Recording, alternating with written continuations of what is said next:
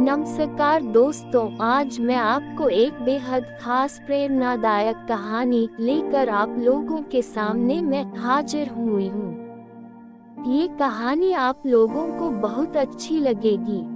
मैं आपसे गुजारिश करती हूँ कि यह वीडियो अगर आप मेरे चैनल पर पहली बार देख रहे हैं तो प्लीज आप मेरे चैनल को दिल से सब्सक्राइब करके वीडियो को लाइक और दोस्तों में शेयर जरूर कर दीजिए। धन्यवाद। पूर्ण विराम। अब शुरू करती हूँ कहानी। कहानी का नाम है गुरु दक्षिणा।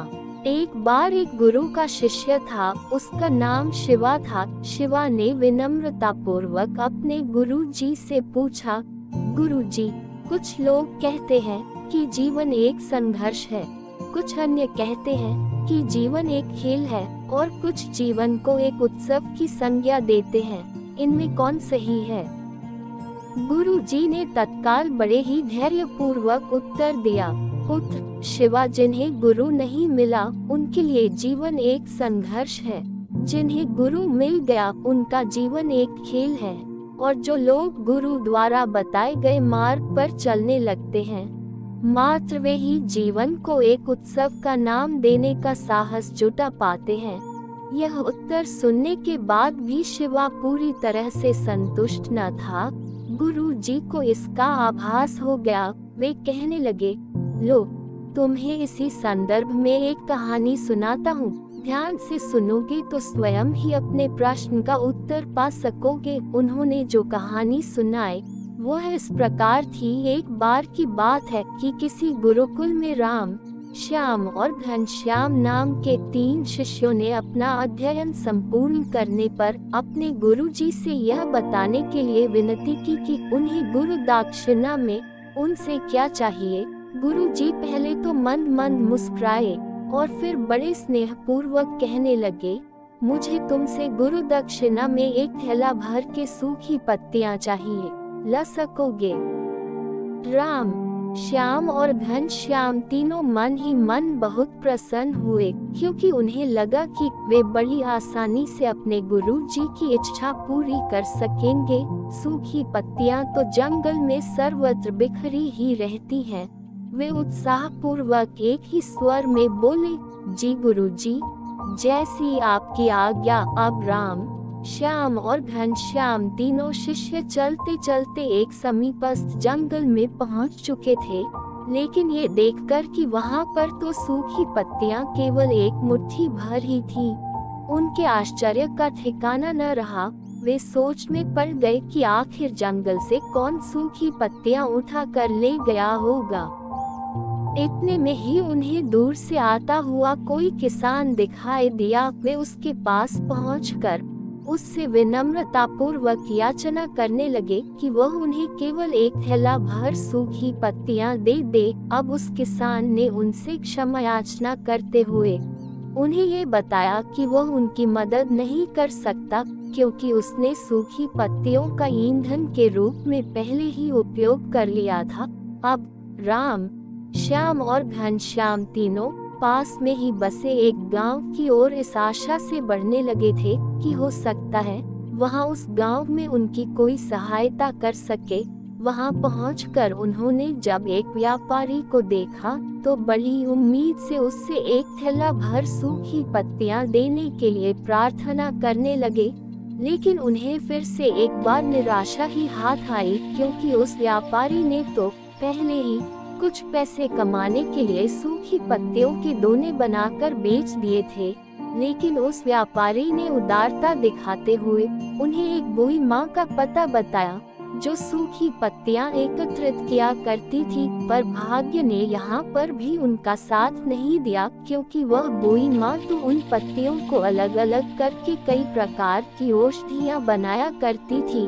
अब निराश होकर वे तीनों खाली हाथ ही गुरुकुल लौट गए। गुरुजी ने उन्हें देखते ही स्नेहपूर्वक पूछा, पुत्रो, ले आए गुरु दक्षिणा?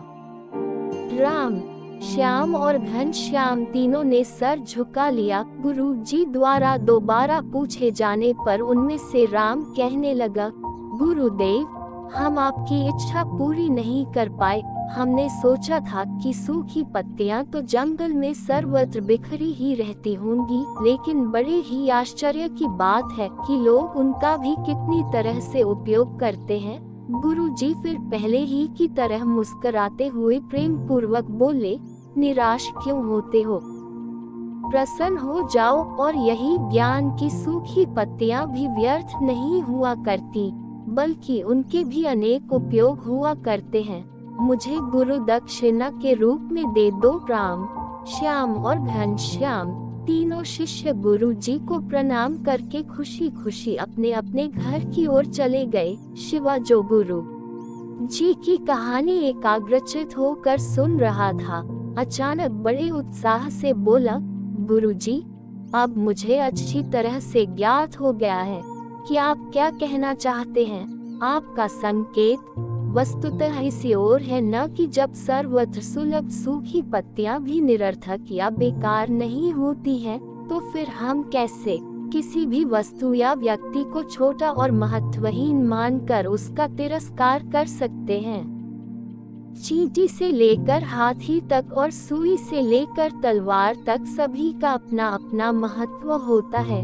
गुरु जी भी तुरंत ही बोले, हाँ पुत्र, मेरे कहने का भी यही तात्पर्य है कि हम जब भी किसी से मिले तो उससे यथायोग्य मान देने का भरसक प्रयास करें, ताकि आपस में स्नेह, सद्भावना, सहानुभूति एवं सहिष्णुता का विस्तार होता रहे और हमारा जीवन संघर्ष के बजाय उत्सव बन सके। दूसरे, यदि जीवन को एक खेल ही माना जाए तो बेहतर यही होगा कि हम निर्विक्षिप, स्वस्थ एवं शांत प्रतियोगिता में ही भाग लें और अपने निष्पादन तथा निर्माण को ऊंचाई के शिखर पर ले जाने का अथक प्रयास करें।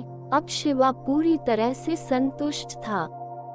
अंततः मैं यही कहना चाहती हूँ कि यदि हम मन, वचन और कर्म इन तीनों ही स्तरों पर इस कहानी का मूल्यांकन करें, तो भी यह कहानी खरी ही उतरेगी। सबके प्रति पूर्वाग्रह से मुक्त मन वाला व्यक्ति अपने वचनों से कभी भी किसी को आहत करने का दुस्साहस नहीं करता, और उसकी यही ऊर्जा उसके पुरुषार्थ के मार्ग की समस्त बाधाओं को हर लेती है। वस्तुतः हमारे जीवन का सबसे बड़ा उत्सव पुरुषार्थ ही होता है, ऐसा विद्वानों का मत है। आशा है आपको मेरी कहानी कैसी लगी। आप अपने कमेंट्स के द्वारा हमें अवश्य बताएं।